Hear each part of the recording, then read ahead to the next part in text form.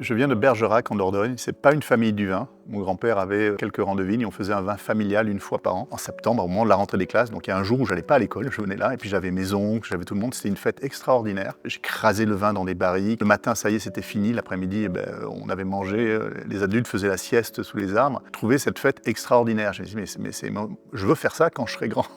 Je veux que ma vie, ce soit ça. Et j'ai continué à le dire. Alors, quand on a 5 ans, ça fait marrer ses parents. À 15 ans, ils m'ont dit, va pas un peu faire des études. 18 ans, 20 ans, 30 ans, j'ai commencé à travailler. Mais je continue à le dire. Je continue à dire, quand je serai grand, je ferai du vin. Puis un jour, à 45 ans, il s'est passé des choses dans ma vie un peu personnelles. Voilà, j'ai perdu ma maman, j'ai perdu mon papa. Je travaillais à Londres pour une très, très belle entreprise. Mais je continue à dire, quand je serai grand, je ferai du vin. Et là, c'est mes 2 filles qui m'ont dit, mais papa, c'est bon, t'es grand. C'était un âge où on leur dit, allez-y, prenez des risques, faites des choses dans la vie, travaillez dur, construisez ce que vous avez envie de construire. Et moi, je restais dans ma multinationale, dans un confort extraordinaire, avec toujours ce rêve. Et je n'étais pas le bon exemple. Alors, ok, j'ai dit, c'est le moment. Et donc, le Brexit est arrivé. Les planètes se sont alignées. À un moment donné, ça s'est aligné. Donc, j'ai dit, on rentre en France et on le fait. Ma femme était d'accord.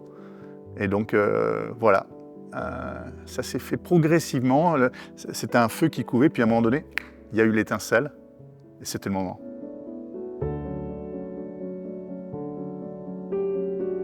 Là où on est, il y a une énergie. Alors, certains vous diront que c'est nous qui la produisons peut-être, mais il y a une espèce de plénitude et donc c'est une balade qui est agréable. Après, c'est un outil de travail aujourd'hui, la vigne. Donc, je la regarde plus du tout de la même façon. On la scrute, on la regarde, on la touche, on la goûte quand les raisins sont là. On soulève ses feuilles, dans son intimité. Aujourd'hui, c'est devenu quelque chose ou quelque chose dont je prends soin. J'essaie d'être à l'écoute.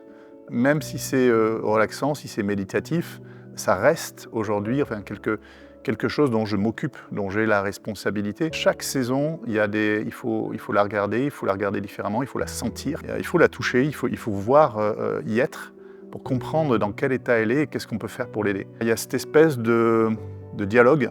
Ça peut paraître un peu bizarre ce que je dis, mais chaque année c'est différent, chaque saison est différente, chaque moment est différent. Et même quand c'est en hiver, que tout a été coupé, qu'il y a juste un bout de bois qui sort de la terre et qu'il ne se passe rien, en fait il faut s'occuper de la terre, il faut s'occuper de l'alimenter. Et donc il y a tout le temps quelque chose à faire. Ça a beaucoup changé en fait.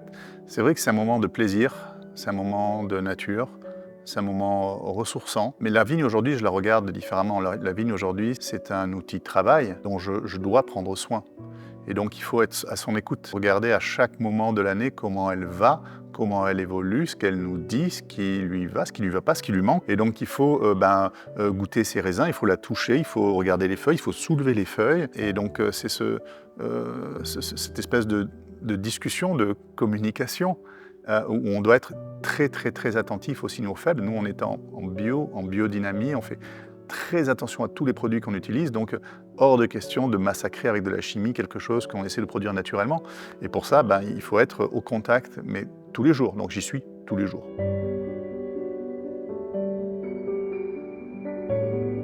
J'ai aucun doute, aucun regret. Et je ne pense pas avoir quitté quelque chose, je pense plutôt avoir continué ma vie.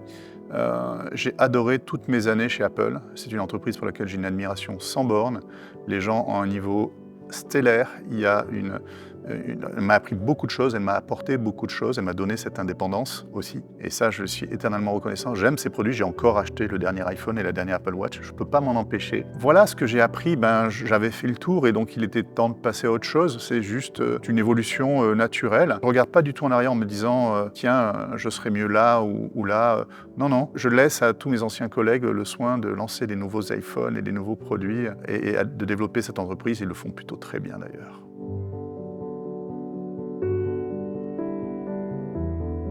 Alors ça c'est peut-être la chose qui a été le plus difficile. Quand on vous dit ASAP, as soon as possible, chez Apple, c'est vraiment dans les 5 minutes qui suivent. Dans le monde du vin, quand on dit oui, je te réponds tout de suite, c'est dans la semaine. Donc l'échelle de temps, elle n'est pas la même.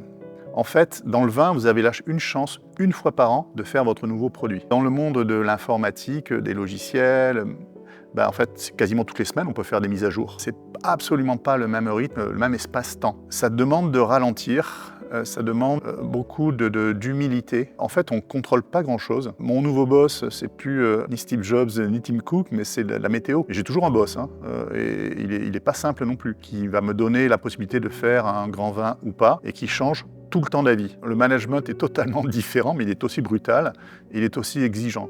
Et ça demande une réactivité permanente, quoi. Donc l'espace-temps n'est pas le même. Mais c'est bien. Le vin est un univers ultra compétitif, mais comme peut l'être la tech. Bon, voilà, ça c'est comme ça, c'est un fait.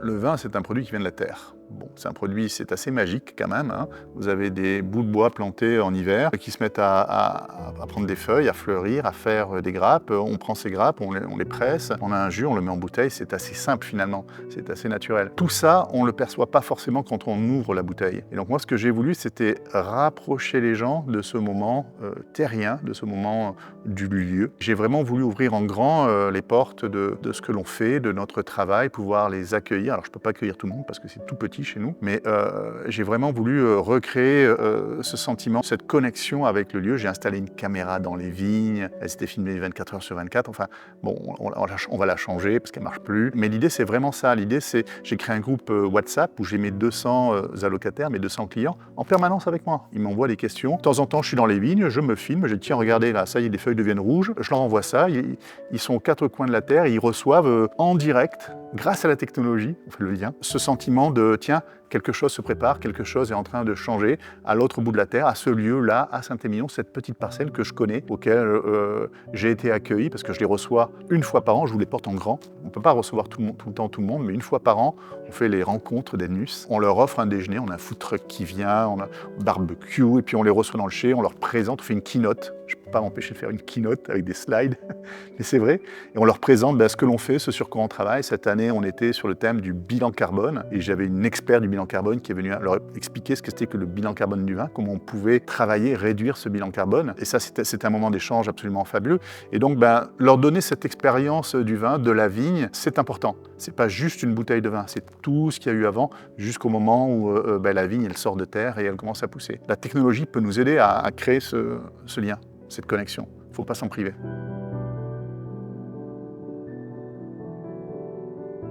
Biodynamie, c'était pour nous une évidence. Moi, je consomme des produits bio le plus naturel possible, sans pesticides, sans chimie du pétrole. Je ne me concevais pas de faire un vin différent de ça. Donc c'est très exigeant. Ça demande un travail supplémentaire, ça demande d'être vraiment à l'écoute de la vigne, d'être dans ces vignes et de pouvoir la respirer pour savoir dans quel état aller. On est sur du curatif. La biodynamie, c'est vraiment respecter ces cycles de la lune. Alors il y a plusieurs écoles de biodynamie. Moi j'essaie de faire des choses simples, mais en gros c'est lui donner un petit peu à manger ce dont elle a besoin avant qu'elle ne tombe malade. Bien évidemment, on fait beaucoup moins de raisins qu'une vigne qui est dopée aux stéroïdes anabolisants. Et alors, donc on l'a prévu, on a notre business model, il est calé sur un certain nombre de bouteilles et pas 5 fois plus. Donc à nous de savoir les valoriser, mais on a un produit qui est sain, qui est bon. Et donc voilà, on en est fiers. On met une bouteille sur la table et on est très fiers de la façon dont on l'a fait. On aurait peut-être pu faire, 4, 5, 6 fois plus de bouteilles.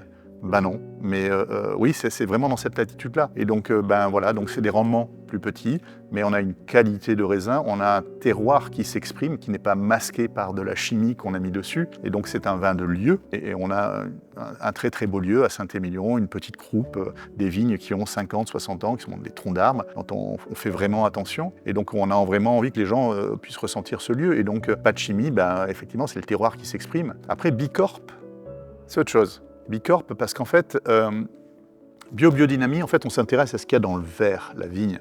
Mais en fait, il y a tout ce qu'il y a autour. Les gens avec qui vous travaillez, avec qui vous collaborez, votre bilan carbone, enfin... Donc, Bicorp, c'est un label RSE. Mais l'idée, c'est de regarder si votre entreprise, à 360 degrés, elle respecte le travail des hommes et des femmes, à parité, comment sont prises les décisions, où en est votre bilan carbone, et ça c'est le sujet sur lequel nous on travaille le plus, c'est réduire notre bilan carbone le plus possible. Et donc Bicorp, on a mis 2 ans pour l'obtenir, c'est un label qui est très dur, on était les seconds à Bordeaux à l'obtenir, un petit domaine domaine s'appelle Mouton Rothschild l'a eu 6 mois avant nous, donc ils nous sont grillés, mais bon, c'est normal, ils sont tellement forts. Mais voilà, on est fiers de pouvoir dire, écoutez, voilà, enfin, il n'y a pas que ce qu'il y a dans le vin. Notre entreprise, elle est, parce qu'un vignoble, c'est une entreprise, elle est la plus responsable possible. Et donc, on essaie de la rendre responsable, on essaie de la rendre communautaire, travailler avec ces communautés de gens, de clients, nos voisins, pour faire le vin le meilleur possible, quoi. Donc après, la météo décide.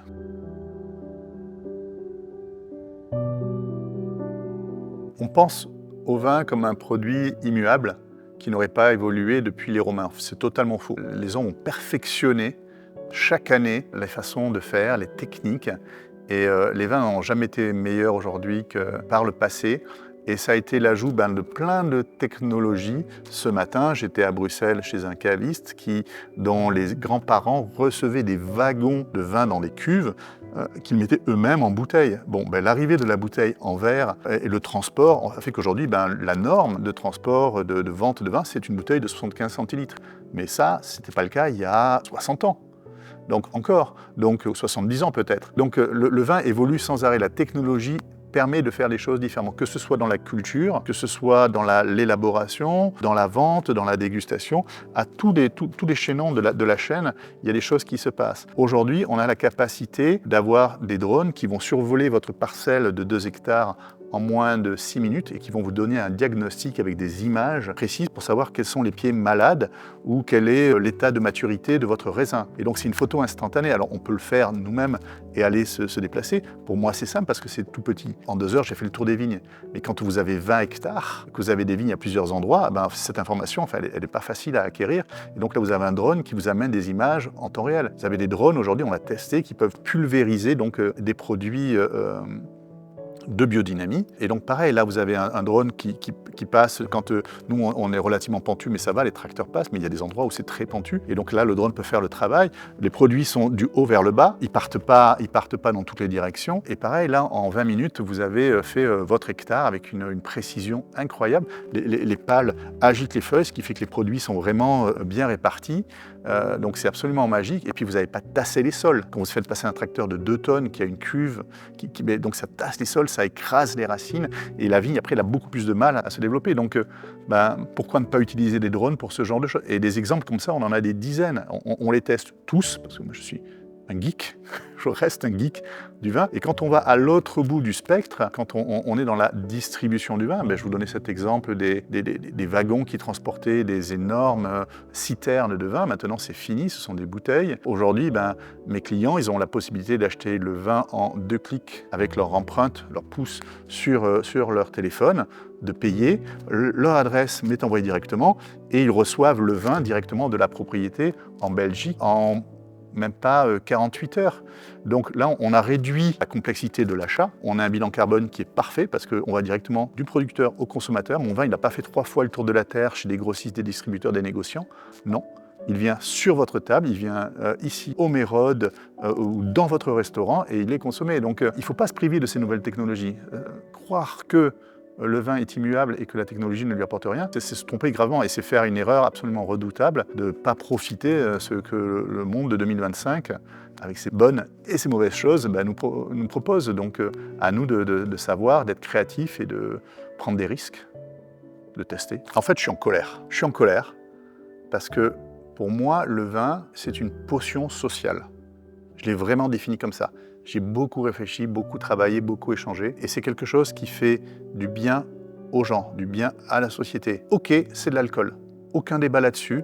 Il faut le savoir, il faut le comprendre, il faut le gérer. Mais tout est dans une question de dose pour tous les produits. Le sucre peut devenir un poison, donc tout est une question de dose. Donc il faut le maîtriser, il faut se connaître, il faut connaître le vin. Il n'y a pas de débat hygiéniste pour moi autour du vin, mais je me trompe certainement. Et donc quand je suis en colère, c'est quand je vois les gens qui se détournent de ce produit magique, qui créent des moments, qui créent des discussions, qui créent des rencontres, qui créent du lien social. J'ai vu récemment qu'il y a une maison de retraite en France qui vient d'ouvrir dans un village, qui vient d'ouvrir un bar où les gens de l'extérieur vont pouvoir venir boire une bière, un verre de vin, peu importe, et rencontrer donc les résidents de la maison de retraite qui n'ont pas beaucoup de contacts. Et donc, on est vraiment là dans cette fonction sociale de se retrouver dans des lieux, d'échanger. Et quand vous buvez un verre de vin, 2 verres de vin, forcément, vous décontractez, vos barrières tombe.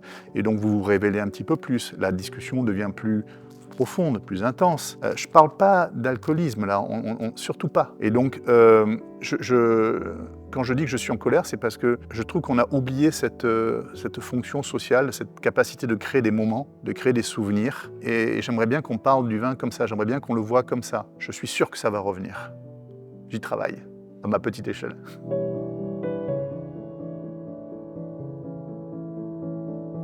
Alors ce soir au Mérode, grâce à l'invitation de Média Marketing, on a décidé de faire une présentation bien particulière, quelque chose que j'ai jamais fait. On est dans un cercle d'entrepreneurs, on est avec des gens qui comprennent les affaires, et donc juste amener un vin et leur dire goûtez, vous allez voir c'est bon, c'était pas suffisant. Donc on a décidé de dévoiler un peu les coulisses de comment ce vin est fait, comment on crée ce domaine. Donc on a décidé de créer une histoire à travers 3 vins. 3 moments de dégustation. Et qu'est-ce qui nous a amené à créer ce vin 1, ce vin 2 et ce vin 3? Et donc le premier vin, c'est un vin que l'on a créé, c'est une collab. C'est un terme qui n'existe pas dans le monde du vin. C'est-à-dire c'est un vin qu'on a fait à plusieurs, avec des voisins, des jeunes, qui se sont montés récemment, qui avaient des vignes différentes des miennes. Et moi, je ne pouvais pas faire le type de vin qu'ils faisaient, parce que mes vignes sont trop vieilles, trop concentrées, trop riches. Eux, c'était beaucoup plus léger, beaucoup plus aérien. Et donc, je voulais faire un vin beaucoup plus sur le fruit, pas du tout passé en barrique avec du fût de chêne, mais beaucoup plus croustillant. Et donc, on a travaillé avec eux pendant 2 ans. Ils ont fait les vendanges, ils ont fait la vinification, puis après le vin il est venu chez nous, on a fait l'élevage dans une cuve bien particulière et on l'a mis en bouteille, on a fait 1200 bouteilles et on a appelé ce vin Célébration, parce que ça marchait en français et en anglais, Célébration, et puis parce que le vin c'est ça, c'est fait pour célébrer aussi. Et donc c'est un vin juteux, fruité, croquant, qui se boit un petit peu frais. C'est le vin qu'on peut laisser un quart d'heure au frigo juste avant de l'ouvrir, il est juste parfait pour ça. Donc ça c'est le premier vin. Le deuxième vin, c'est un vin vraiment particulier, qui est un vin, un cépage, on a 2 cépages chez nous, 2 types de raisins, Merlot, Cabernet Franc. Le Cabernet Franc à Saint-Émilion, il représente 5-10% des assemblages, nous il représente 50%, on l'aime beaucoup. Et on a décidé de faire une cuvée 100% avec ce Cabernet Franc. Et on l'a fait vraiment d'une façon particulière, je ne vais pas tout vous dire ici, ce sera pour les membres qui seront là ce soir. Il y a une année, on a fait quelques magnums et j'ai amené les derniers magnums qui seront bu ce soir. Ils ont été commercialisés d'une façon totalement particulière. On a fait une cuvée limitée avec des NFT qui ont été vendus aux enchères, mais bon, je ne vous en dis pas plus. Et donc voilà, ce soir, les membres ils vont pouvoir déguster ça. Et le dernier vin que j'ai amené, c'est le Grand Cru, notre Grand Cru. Donc nous, on sort un Grand Cru tous les ans et il a 6 ans d'âge. Donc on le garde pendant 6 ans dans notre cave pour qu'il se patine, pour qu'il soit prêt, pour que les gens, quand ils l'ouvrent, ils disent pas il est jeune. Non, non, il est consommable maintenant. Il va continuer à son histoire, il va changer, mais il est bon tout de suite. Donc là, on amène le millésime 2019, sur lequel on a 7500 bouteilles. Et c'est l'avant-première ce soir de ce millésime-là qui sortira dans un mois. Et donc, j'espère qu'il va plaire, parce que quand on sort son bébé comme ça, ça fait toujours quelque chose, quoi.